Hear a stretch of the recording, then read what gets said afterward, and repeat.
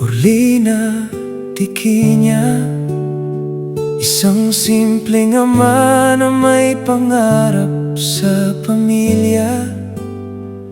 Bawat araw ay nagsisikap at lumalaban para sa kinabukasan ng mga minamahal.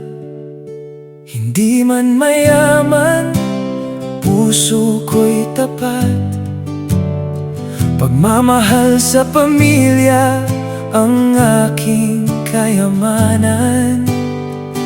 Sa bawat pawis at bawat sakripisyo, ngiti ng mga anak ang aking premyo. Matinong tatay, yan ang aking dangal. Pamilya ang una bago ang sarili kong hangad. Tapat sa asawa, mapagmahal sa mga anak. Sa bawat hamon ng buhay, hindi kailanman uurong. Turuan ang mga anak ng respeto at kabutihan, maging gabay sa tamang landas ng kanilang buhay.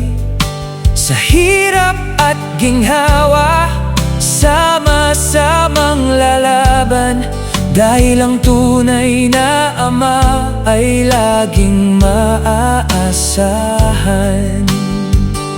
Hindi perpekto ang isang ama, ngunit buong puso ang kanyang pagmamahal. Basta't sama-sama at may pananampalataya, lahat ng pagsubok ay kayang lampasan. Matinong tatay, yan ang aking pangalan. Pagmamahal sa pamilya ang aking sandigan. Ako si Noel Orlina Tiquiña, buong pusong naninindigan. Ng tunay na yaman ay isang masayang tahanan.